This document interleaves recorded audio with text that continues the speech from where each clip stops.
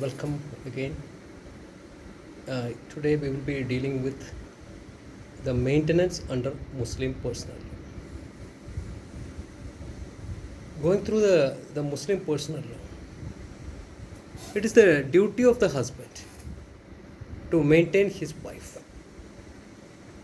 which is an absolute duty. And it's also a primary duty of a Muslim husband to maintain his wife. Even though the husband is incapable to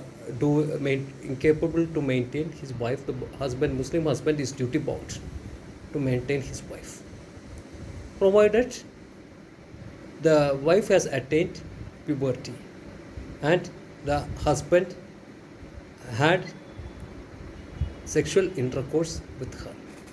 So upon satisfying these two conditions, a Muslim personal law provides that the husband is bound to maintain his wife. And the period for the claim of maintenance, that is limited only to the period of iddat. What is the period of iddat? We have already seen. So up to the period of iddat, the husband is bound to maintain his wife, and that obligation of the husband to maintain his wife, that is an absolute and primary duty of the husband. And you all know that section 125 of the Code of Criminal Procedure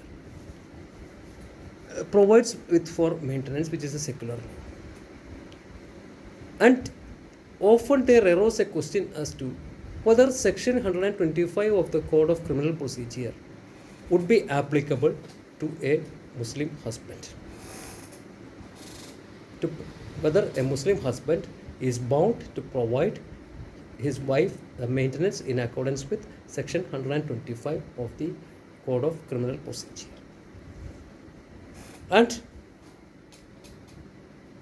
with regard to the maintenance of his wife, the Supreme Court in Fasulini versus K. Khadar,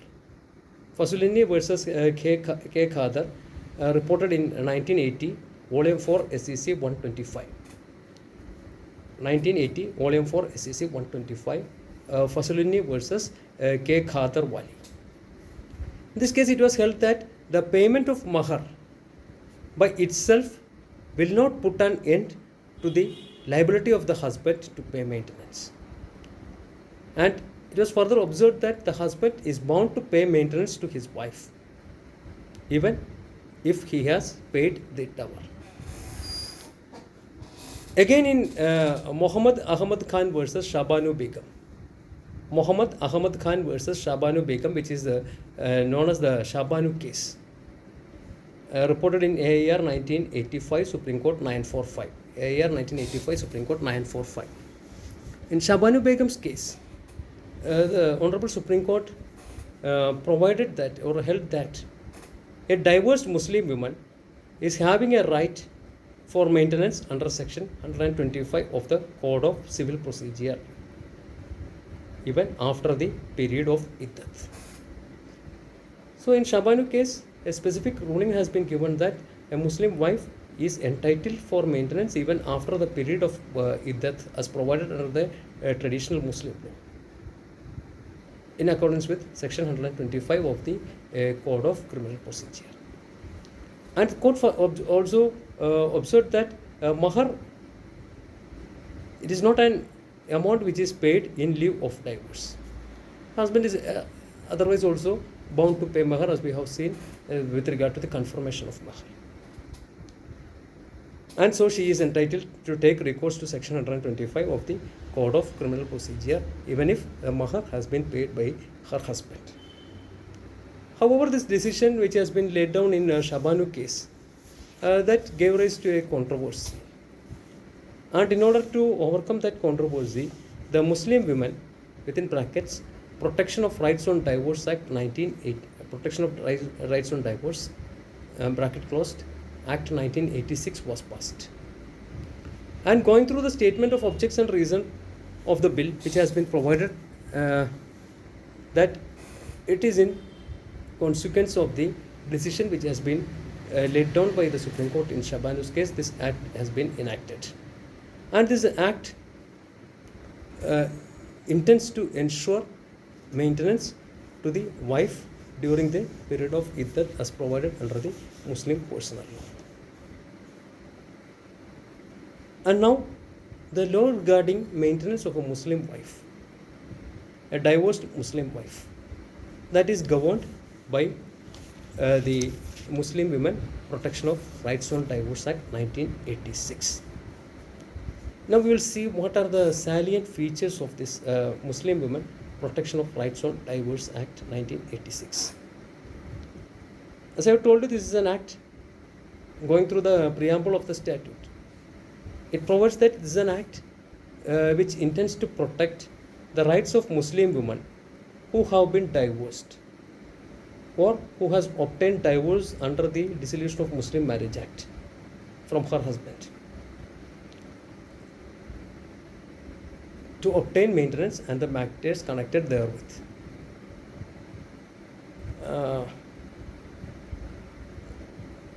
So as we have seen, the crux of the act is that she will be entitled for maintenance during the period of iddat only. Going through the plain language of the act.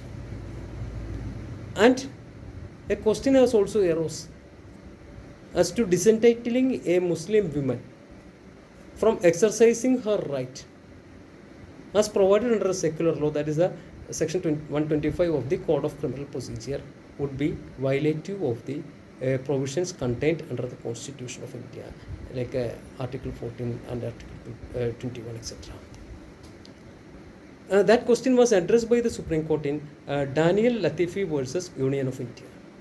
Daniel Latifi versus Union of India, 2001, Volume 7 SEC, 2001, Volume 7 SEC 740. And in this case, it was held that the act is not applicable to a deserted or separated Muslim woman or to a Muslim woman whose marriage was solemnized under the Special Marriage Act. So, if the Muslim woman has been deserted or separated, and if the marriage was under the Special Marriage Act, this provision is not applicable even though the parties were Muslims. And coming to Section 3 of the Act.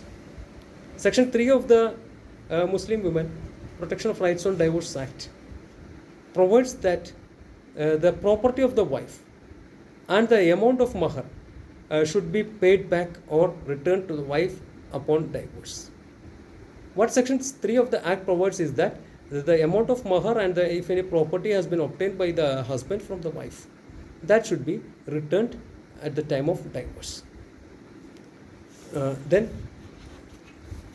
going through the Act, a Muslim woman would be entitled for a reasonable and fair provision. Reasonable and fair provision. The term is a fair provision. And maintenance to be made and paid to her within the iddat period by her former husband. So, Act specifically provides like this: a reasonable and fair provision, and maintenance is to be made and paid to her by the husband within the iddat period by her former husband. And if the wife is unable to maintain herself, and if she is unable to maintain her children out of her own funds, to her before or after, to that lady before or after the divorce, a reasonable and fair provision and maintenance is to be made by the former husband for a period of 2 years from the date of birth of the child. So, going strictly through the provision of the Act, the maintenance is to be provided by the husband to the wife during the period of iddat with regard to children up to the child attains the age of 2 years. And thirdly, with regard to the other provisions, that is an amount equal to the sum of mahar or dower agreed to be paid by her at the time of the marriage or after the marriage, that also should be paid to the wife, the divorced wife. The mahar should be paid to the divorced wife. And also, the Act provides that all property given to the wife before or at the time of her marriage by her relatives or friends or by the husband or any of the relatives of the husband to the wife, that also should be given back to the wife. These are the provisions which are contained under the protection of the Muslim Women Protection of Rights on Divorce Act. So a husband is bound to give only these things. That is a reasonable and fair provision and maintenance to be made paid to her within the period of iddat with regard to children up to the child attaining the age of 2 years. And if reasonable and fair provision for maintenance has not been made, and if the mahar has not been paid, and if the properties as mentioned above, if that has not been returned by the husband, then the wife is having certain remedies also under the act. And for the purpose, she will have to file an application before the magistrate. And if the magistrate is satisfied that the husband is having the means to pay to provide with the maintenance, and if the mahar has not been paid, the court may order the husband to pay the maintenance, return the properties, and also to pay the mahar within a period of 1 month from the date of passing of the order. And if the husband does not comply with that, if the husband is not complying with that order passed by the magistrate, then the husband is liable to be sentenced for imprisonment for a period of 1 year. For a period of 1 year, and to issue a warrant for levying the amount which is due. And as I have told you, the scope of Section 3 of the Muslim Women Protection of Rights on Divorce Act, that was examined by the Supreme Court in Daniel Latifi versus Union of India. And in that case, the court has observed that the reading of the act would indicate that the act intended to codify and to regulate the obligations of the husband towards a Muslim woman who has been divorced while she has been put outside the scope of Section 125 of the Code of Criminal Procedure. Going through Section 125 of the Code of Criminal Procedure, we have seen that the expression wife used under Section 125 would attract also divorced women. And now by this particular statute, the protection of the Muslim Women Protection of Rights on Divorce Act, a Muslim woman has been taken out of the scope of Section 125 of the Act. And now we will see a magical interpretation or a very beautiful interpretation given by the Honorable Supreme Court with regard to certain terms used in the statute so as to enable a Muslim wife to obtain a better maintenance than it could be seen on a bare reading of the statute. And the court examined two words which is contained in the provision regarding the maintenance under Section 3. The two words, one is the term provision and the other is the term within the period. So firstly we see the interpretation of the term given, interpretation of the term provision. Interpretation of the term provision, reasonable and fair provision and maintenance. So the court has examined what will be the scope of the term provision which has been contained in the Act. And the court observed that the term provision indicates that something is to be provided in advance for meeting certain needs of the wife. And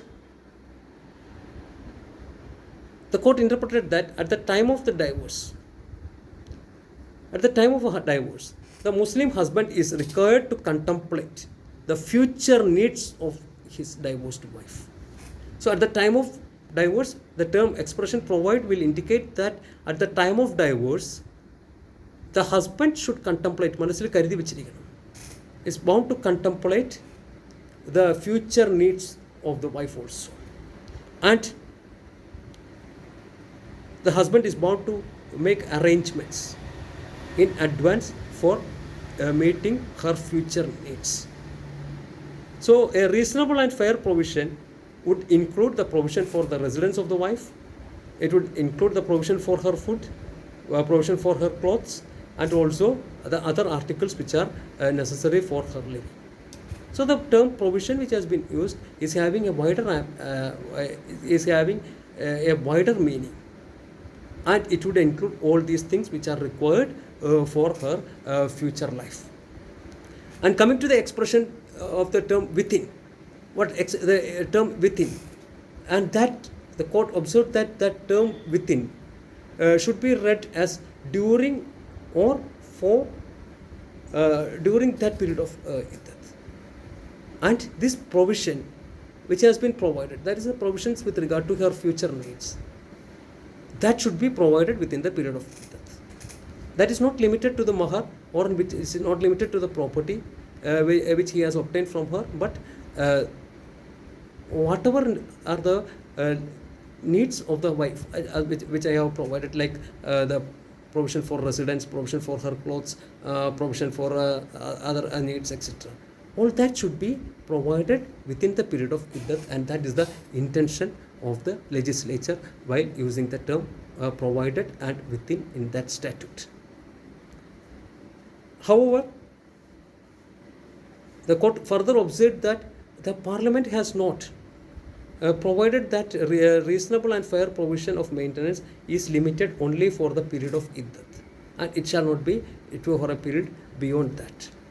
So the intention of the parliament has been stated or interpreted by the Honorable Supreme Court by saying that the parliament never intended that this provision is intended only for the period of iddat, but it will extend a period beyond the iddat, and however that payment is to be made within the period of iddat. The intention of the legislature is that the provision for her maintenance, including her future life, which includes the residence, clothes, etc., that should be paid within the period of iddat, and that amount which is paid, that is not limited for the amount for her maintenance only up to the period of iddat.